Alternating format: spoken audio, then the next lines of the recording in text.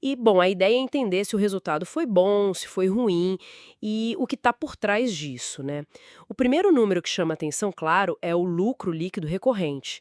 Chegou a 5,86 bilhões, um aumento bem grande, quase 40% acima do mesmo trimestre de 2024 e também 8,6% maior que o trimestre passado. Assim, parece um começo de ano forte, né? Sem dúvida. Esse crescimento ano contra ano é realmente expressivo. Mostra uma recuperação forte ou talvez um impulso novo em relação a 2024. E mesmo o avanço trimestral, que foi menor, sugere que a tendência positiva continua, né? O interessante é ver como isso se conecta com o resultado operacional. Ele também deu um salto grande, mais de 50% na comparação anual. Ah, então a melhora veio mesmo da operação principal do banco? Exato. Não foi um fator isolado, tipo uma venda de ativo ou algo assim.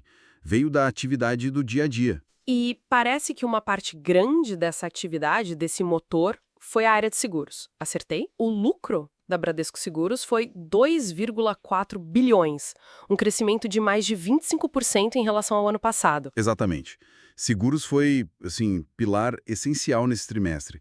As receitas subiram, acho que 7,3% no ano, mas o ponto-chave mesmo foi a melhora na sinistralidade. Sinistralidade, a relação entre o que entra de prêmio e o que sai para pagar sinistros, certo? Isso.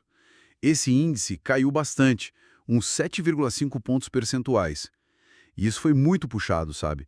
Pelo segmento de saúde, que melhorou bastante.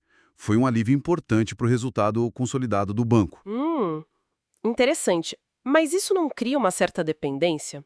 Quer dizer, com os seguros indo tão bem, será que o banco não fica meio refém dessa área enquanto ajusta outras partes do negócio? Olha, é uma boa observação. Claramente, seguros está sendo o motor de lucro agora. A questão é se isso é sustentável a longo prazo. Depende muito se o banco consegue fazer as outras áreas, crédito, serviços bancários, ganharem tração com essa nova estratégia focada no cliente, né? E ao mesmo tempo, claro, manter a performance de seguros lá em cima. Falando em estratégia e os custos, vamos olhar as despesas. O relatório mostra que as despesas operacionais totais caíram 8,6% no trimestre, mas, por outro lado, subiram 12,3% na comparação com o ano passado. Como a gente interpreta isso? É bom ou ruim? É, tem duas coisas aí. A queda no trimestre pode ter a ver com fatores sazonais de início de ano, menos gastos com pessoal, talvez, e também otimizações que o banco diz estar fazendo. Já a alta anual, esses 12,3%, bom, aí tem a inflação acumulada, claro, mas também os investimentos.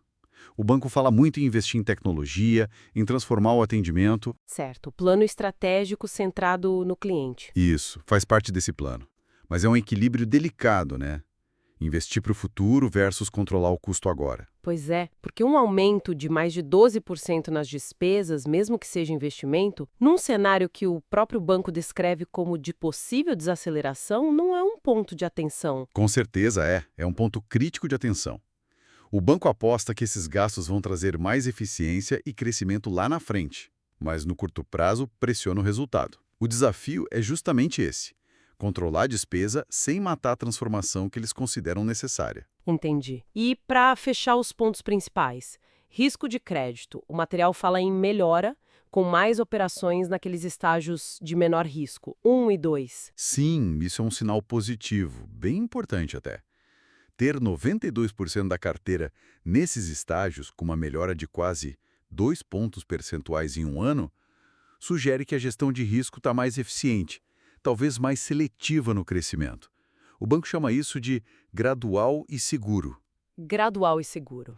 E essa prudência é fundamental, né? Principalmente se a gente pensar no cenário econômico, que eles mesmos projetam, com possível desaceleração e juros ainda altos. Ok.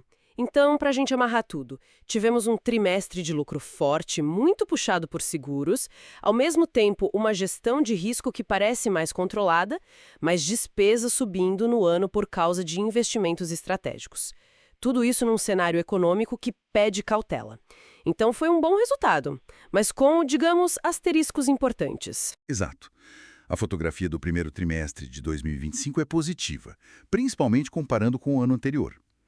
Agora, a grande questão é como essa estratégia de transformação, que está custando dinheiro agora, vai se pagar em eficiência e crescimento lá na frente.